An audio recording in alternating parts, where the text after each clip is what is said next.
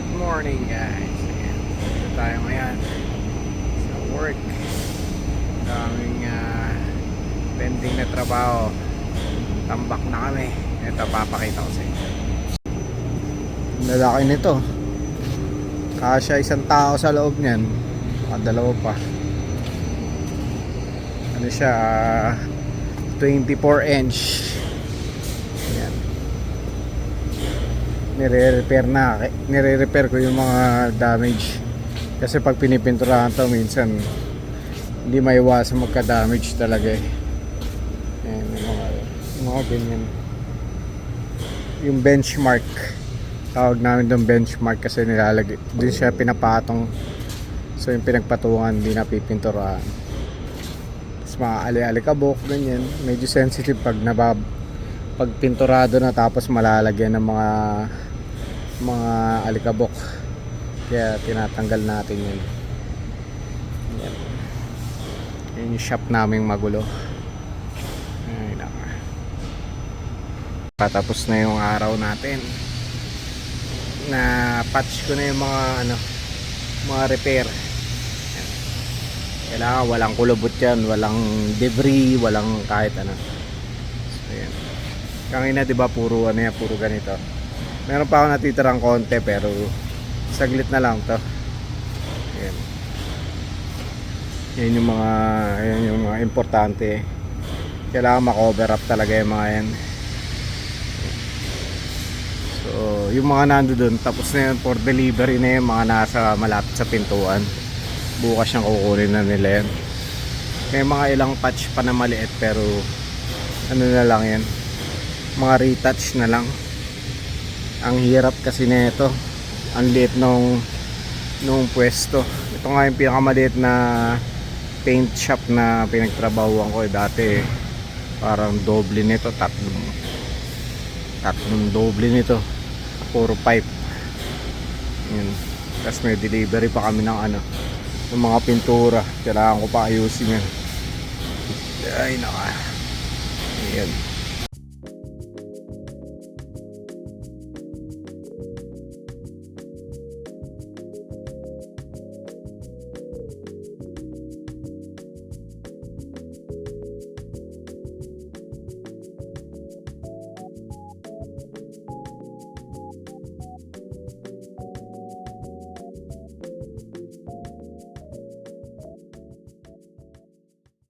So, yan. Ulam namin for today. Mabilisan lang. Naghiwa ako ng gulay. So, yung chicharon na binili ko last time, celery, carrots, onion, peppers, tapos yung bean sprout. Tapos sliced beef. I-stir fry ko lang siya. Parang Mongolian beef stir fry. Pero dinagdagan ko lang ng mas marami pang vegetable. So, yan. Nihit ko na yung natin. Yung pan. So, ayan. Ito pala yung ginagamit ko na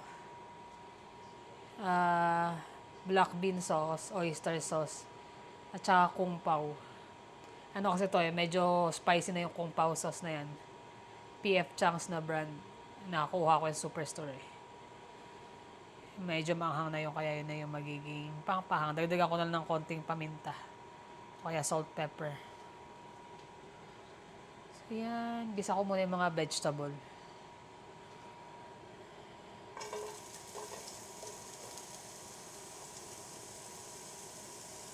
Carrots muna.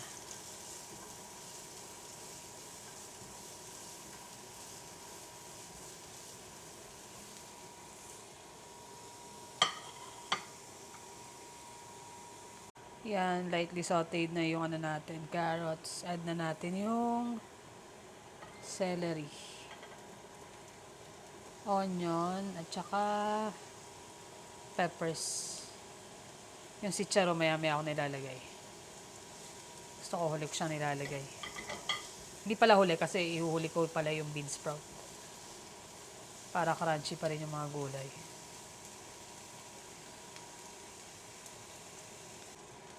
So, yan. Okay na yung mga gulay. Add na natin yung garlic. Tapos yung chicharon, ilagay na rin.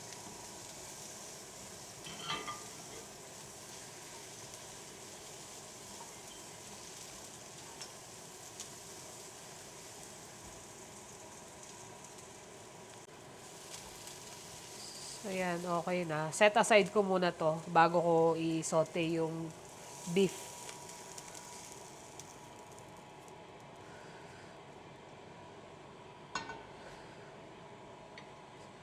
Dagdag lang ako ng olive oil.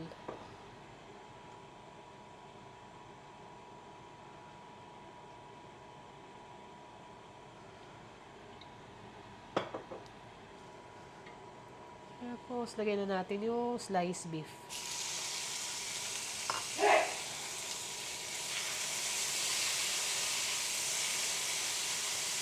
Ito maganda sa sliced beef na to handy. Pwede mo siyang gamitin sa pho, pwede mo siyang gamitin sa shabu-shabu. Yan, pwedeng pang stir fry. Kaya pag bumibili ko ito isang supot, tapos pinoportion ko na lang siya.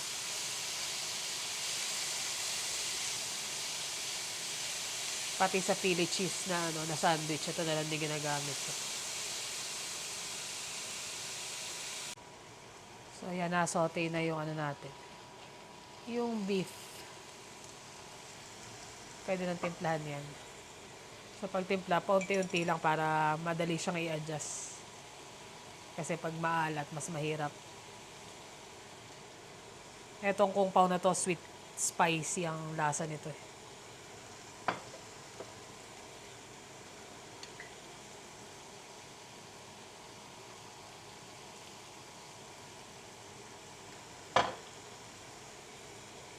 So yun pala yung oyster sauce. Isa yan sa mga staple ko as you know, lalo sa laging mga nanonood. Tapos, black beans, konti lang din. Half a teaspoon lang. Tsaka syempre, pangpanghang pa. Chili flakes.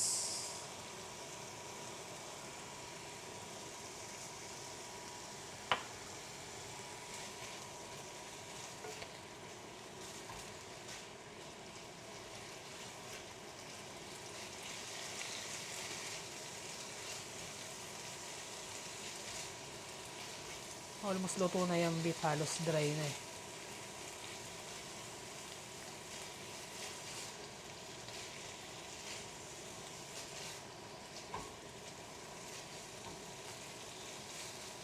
Yan, pwede natin i-add yung natin, bean sprout.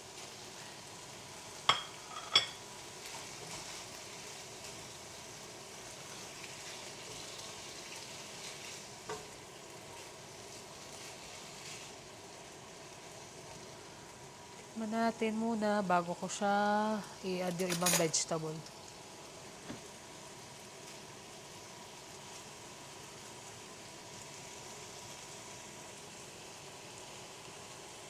So medyo matabang pa. Add na lang ulit ako ng kung pao.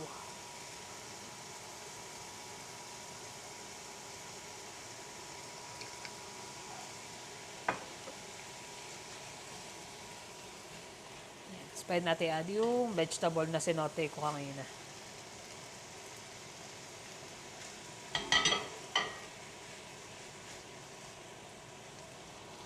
So yan, ganyan lang. Stir fry na beef. Saka vegetable.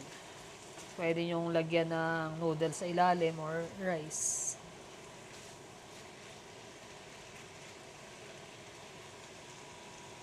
So yan, ang ating ulam for tonight.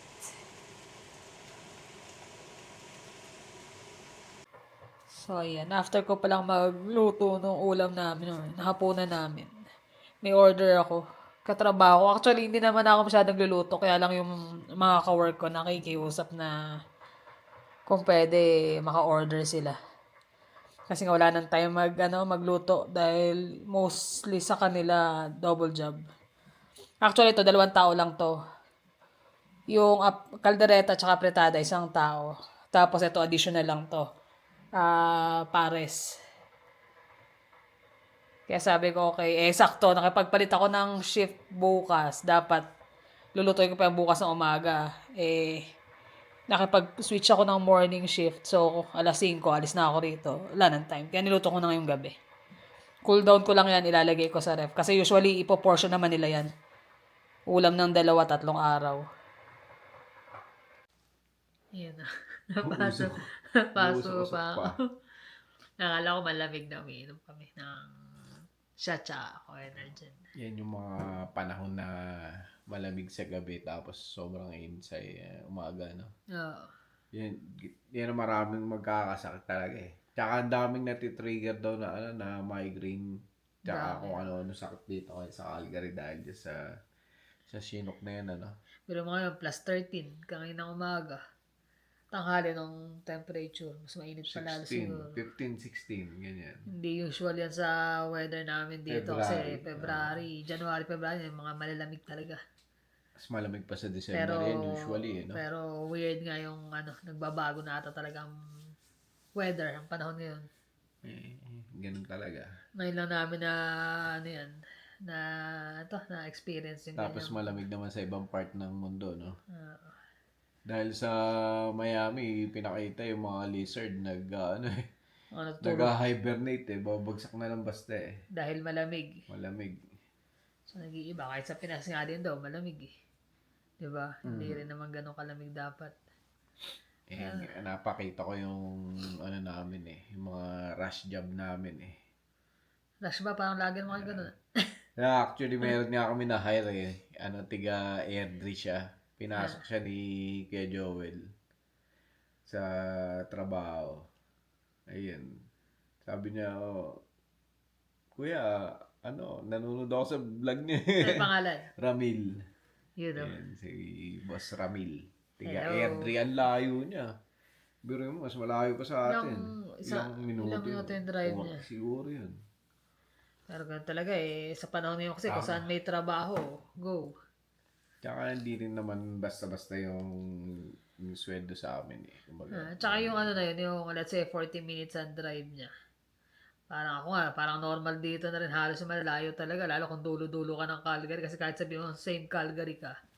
Pag nasa kabilang dulo ka ng Calgary. kung doon ka makakita ng magandang opportunity, di ba? Nung pumunta nga tayo ng Canada, mas malayo. From Philippines to Canada, di ba? Niiwan mo yung bansa mo para Trabaho, makapagtrabaho. Maraming naghahanap ng trabaho dahil nga syempre yung mga papers nila pa-expire na or Dami nagkakaroon ng problema sa mga papel-papel din. yung mga iba bagong bigay pa lang ng nila. Syempre kailangan nila makahanap kaagad ng permanente na magbibigay sa kanila ng papel, di ba? Oo, yun na kahit saan. Kahit sabihin mo nasa dulo ka ng Canada at sa pinakamalamig. Kung yun ang probinsya na magbibigay ng papel sa'yo, why not? Ay, di ba ako nga pala si yung kasama mo na naghanap ng papel din. Pwede siya sa Worsley Ayaw niya dun. Jayron? Oo. Hindi ko alam kung nag-sponsor pa si Barb. Sponsor, Dami na rin umalis doon, di ba? Yung pa isa nadadala yung mga employer na legally na Sponsor. nag-i-sponsor sila. Ang nangyayari kasi yun nga, yung pagka nakuha mo yung papel, Umalis. layas na. Ilan yung kasama natin doon naglayasan biglaan na? Halos lahat. Ang mahirap pa, kasi sa small town, hindi ka basta-basta, kaya ka nag-hire ng foreign worker kasi hindi ka basta-basta makakuha ng local. Gaya sa pinanggalingan namin, small town. So, mas marami yung mga matatanda na, yung mga senior or mga batang-bata. Tsaka legit yung proseso nila, tsaka yung paghingi nila ng tulong sa gobyerno na kailangan nilang umi-sponsor ng foreign worker kasi wala silang ma-hire. Hindi kagaya dito sa Calgary na ubod ng dami ng tao or sa Vancouver or sa Ontario, ubod ng dami ng mga naghahanap ng trabaho. Kukuha pa sila ng foreign worker. Kaya mas pinapaboran nila yung mga nandoon sa mga probinsya ngayon. Sa mga small town. Yun nga, gaya nga sa amin. Ang masama, nadadala nga. Minsan may magbibigay. Madadala kasi pagkakuha ng papel, yung iba right away umaalis. Pagkakuha ng pamilya, alis. Kasi kami, 2 years nung nakuha ko sila, tsaka lang kami umalis. Pero 1 year before kami umalis, kinausap ko na siya na 1 taon na lang kami rito kasi yung anak namin magka-college na si yun ang problema doon kasi walang college doon sa lugar na yun. Pinakamalapit is Grand Prairie. 2.5 hours na drive. Meron naman sa may Peace River kaya lang konti yung yung selection ng which degree. is ilang taong kami magkakahiwalay. Kung hahayaan namin si Jonas na nakahiwalay na naman, na kami mag stay doon. Parang ang hirap naman ng ganun. Ah.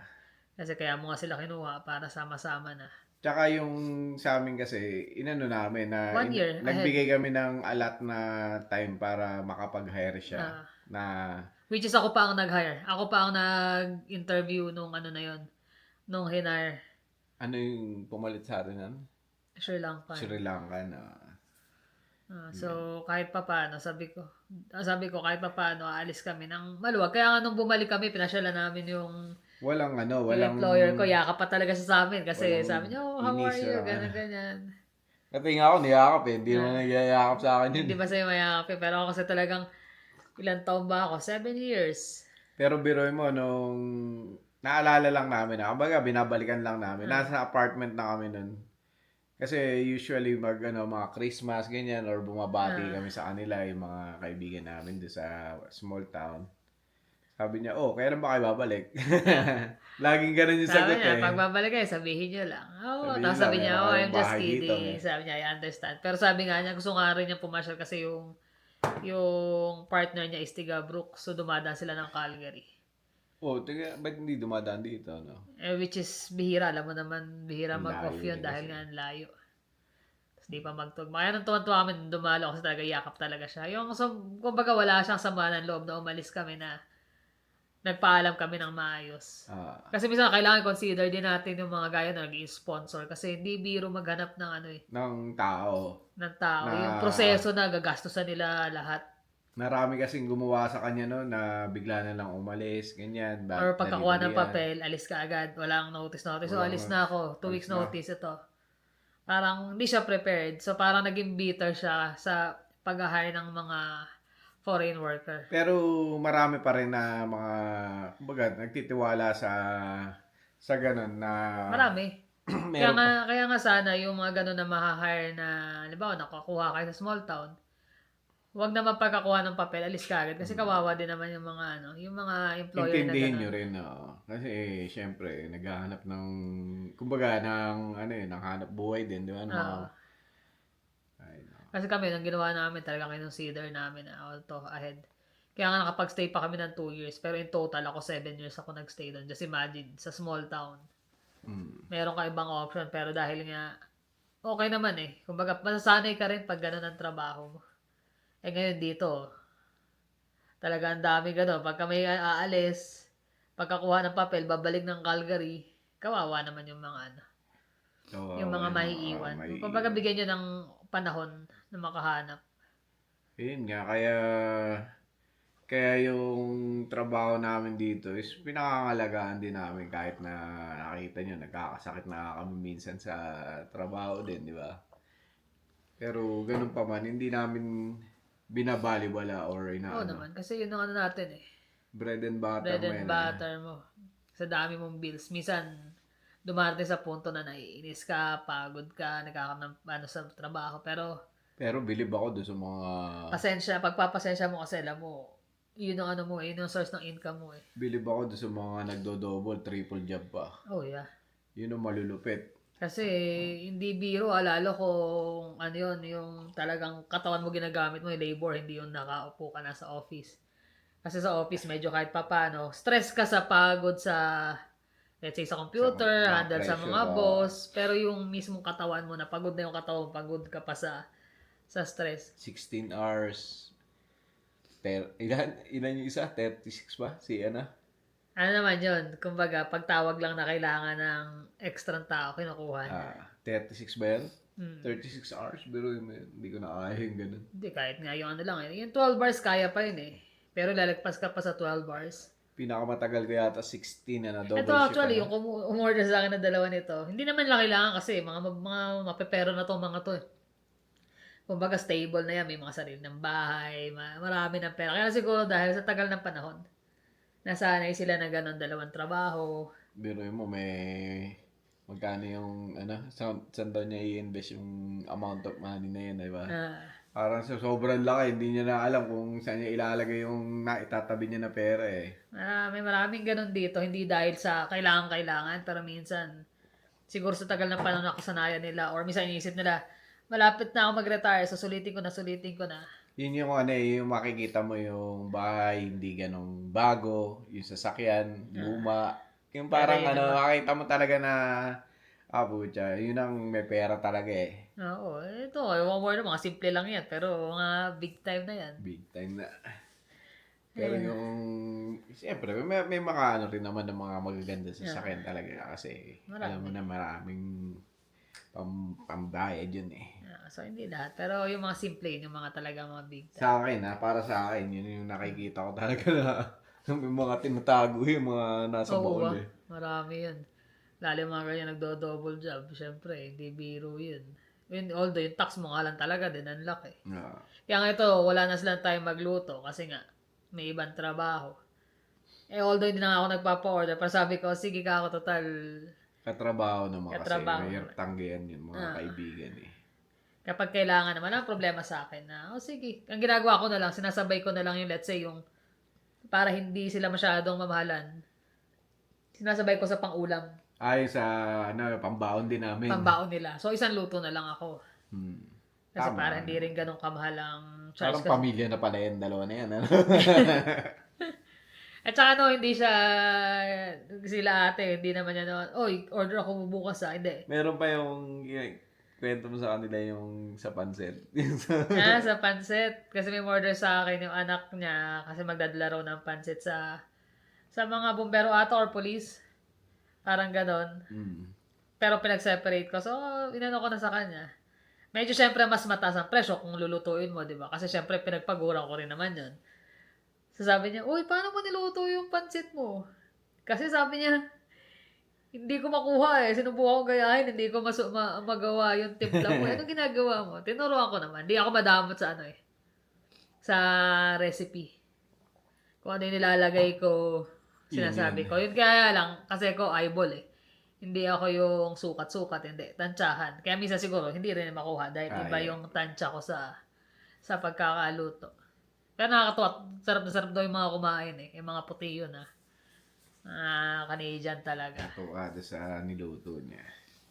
Kaya ayun. Hindi biro ang rito. Oo, yung trabaho dito sa Canada. Kaya dito yung mga nakakasama sa trabaho, yung mga simpleng, yung mga kaibigan, yan yung mga makakahalubilo mo eh. Minsan bigayan. Kaya nga yung time natin sa circle of friends mo talaga, hindi mo mabibigyan ng oras kasi Hindi lagi eh. hindi lagi kasi may trabaho eh. Yung trabaho mostly talaga kagaya ng trabaho natin, di ba?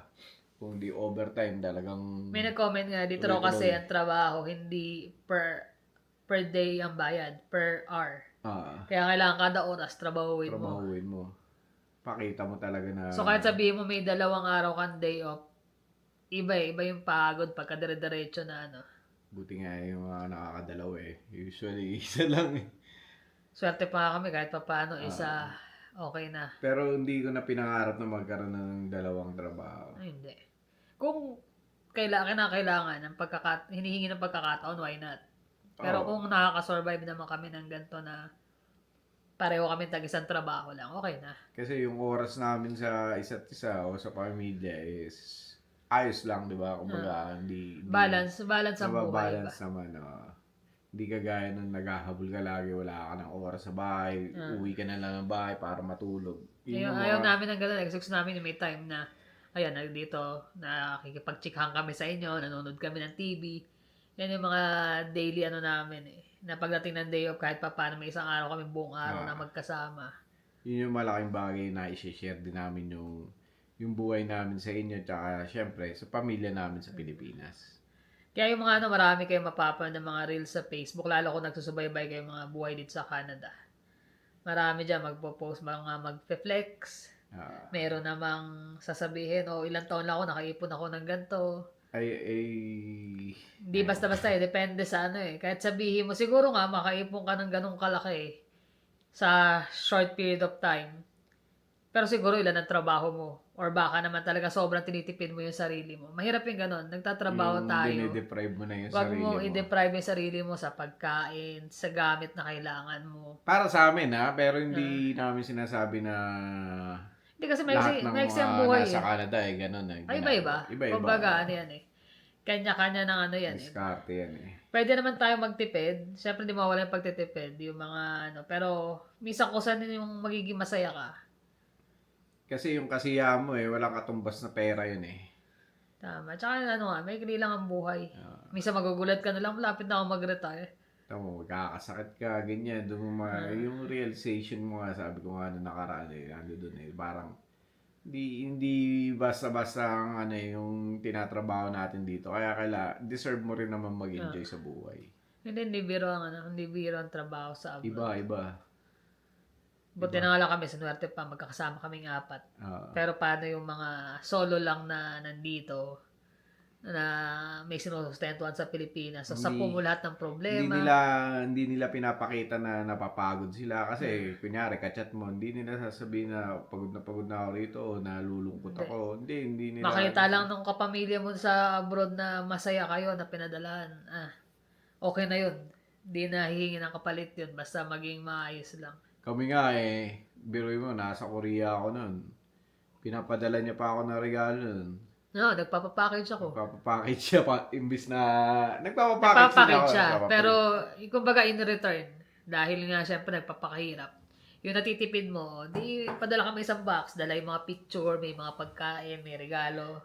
Nung nasa Canada nga siya, Ganun din. Hindi ko na sinasabi na, may papadala ako dyan, may regalo. Basta may regalo kami Excited sa'yo. ka kasi yung alam mo yung pagdating ng pagbukas mo ng mail, merong number. So pupunta ka sa mismong post office. Post So office, meron ako makita mo package, di ba? Tutuwa ka na, di ba? Yung mga simpleng ganun eh. Sana ganun din kayo doon sa mga mahal nyo sa buhay. Kasi halos karamihan naman sa mga Pilipino family, may mga members sila ng family na nag-abroad o OFW. Sana bigyan nyo rin sila ng pagkakataon na kayo naman yung makapagbigay sa kanila. Di ba? Give and take. Give and take lang.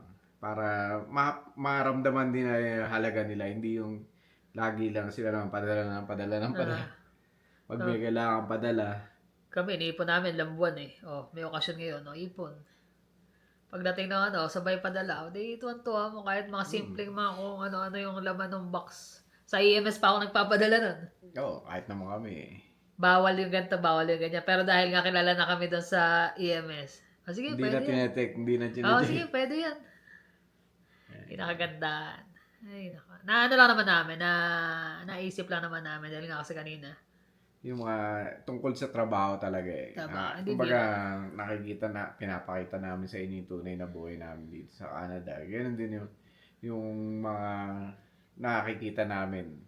Dapat nga ako magbablog daw sa work kanina. Kaya lang sobrang busy kanina, hindi na ako. Wala ng oras. Pagdating mo, as in, dire-diretso na yun. Pahinga mo lang talaga is break time. Tapos dahil nga may mga meeting pa, may meeting kami kanina. Delay. So, delay ang namin, yung break. So, imbis na isang oras ka na babawasan ng 30 minutes. Pero okay lang, ganun talaga. Oo nga, pagod din. Tumawag siya eh. Kala ko nananaginip ako. Sabi ko, tulog ka? Hindi. Sabi ko, na bagong gising ka lang eh. Anong oras na rin yun eh. Pero sabi ko naman sa kanya, basta ganong mag-nap siya kasi importante yung kahit sabihin mo na tatrabaho ka, yung nakapahinga yung katawan mo. Minsan kasi ayoko na mag-nap kasi nahihirapan ako matulog sa gabi. Pero tinatry na namin ngayon na maaga talaga. Ina-adjust na unti-unti. Sana susunod mas mapaaga pa. Hindi naman kasi magbabago yan overnight na ito na.